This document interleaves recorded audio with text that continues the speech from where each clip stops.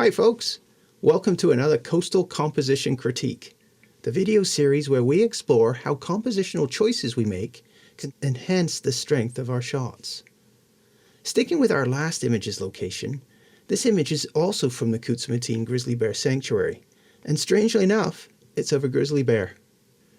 The image today is all about moment, so let's get right into it. The first thing we should talk about briefly is how this image was captured. Obviously, it's extremely foolhardy to approach large predators for the sake of a close-up picture. More generally, it's also incredibly rude and irresponsible to attempt to affect any animal's behavior simply to obtain a picture.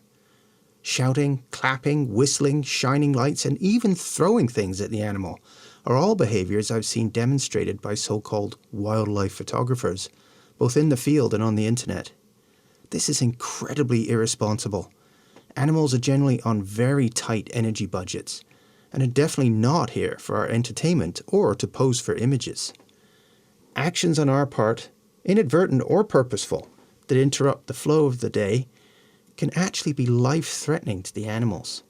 Remember, we are guests in their home and should behave accordingly.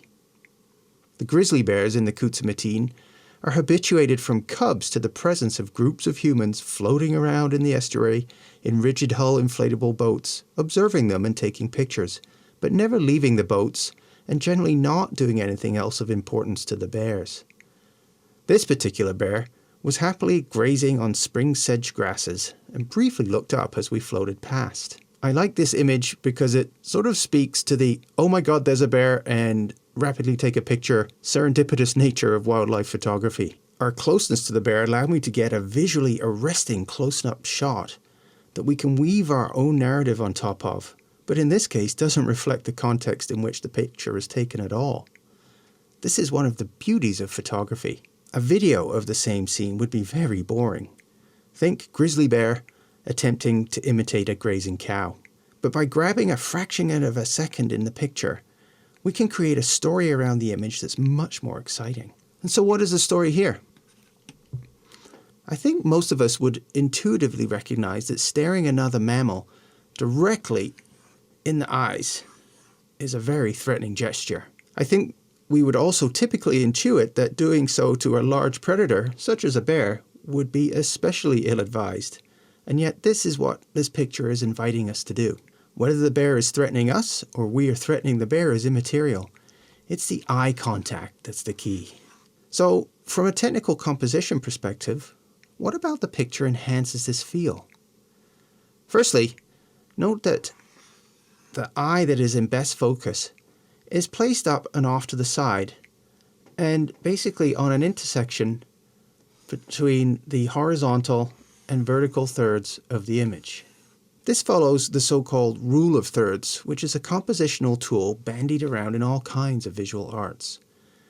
Many people point out that the so-called rule is best thought of as a guideline to remind us to place subjects out of the center of the image, and that by doing so, we get a generally more interesting shot. If you can do that in the field, that's great, but sometimes shooting a bit looser, if you have a variable zoom, gives you some cropping ability in post where you can enhance the effect. Serendipity played a role here as well, in that I had a fixed focal length long telephoto on my camera. The bear was at the edge of the river, and we were floating by in a boat, and I really had no option to change my distance to the subject. This forced me to choose less what I was going to put in the shot, and more what I was going to leave out. You'll notice there are no ears, there's no body really, and no legs. Just the eyes and the business end of the bear. This actually ends up giving the image some depth because of the visual flow. The body is on the left side of the image, and it's out of focus. And as our eyes naturally travel from left to right, especially in Western cultures, the image becomes more and more and more in focus until it culminates in the in focus eye. It then continues around along the muzzle, almost out of the picture. This gives an almost J-shaped flow and helps bring the bear's face forward, almost out of the image, while its body recedes into the background. The light on this day was a diffused overcast. Generally, this kind of light, which is very common on the coast, is great for bringing out rich saturated colours. I chose to convert this image to black and white, however, because the colour really didn't play that much of a role in the story I was trying to tell. The light here was very even. The bear is basically all one colour. Grizzly actually means grey, and I think the black and white treatment allows us to focus more on the texture of the bear's fur, which is a series of sharp, triangular points which add to the mildly threatening gesture of the bear's face. Imagine if the fur was baby fur and looked soft and downy, wouldn't quite have the same impact. It's also helpful that the muzzle of the bear picks up more of what light is available, and so becomes higher contrast. Again, enhancing the depth of the image and drawing our eye to the most important area. I've accentuated this effect by adding a very gentle vignette around the image to darken the edges.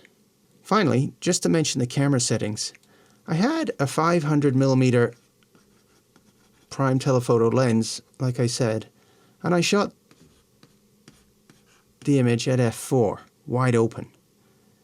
This is an example where a wide aperture lens really opens up some creative possibilities.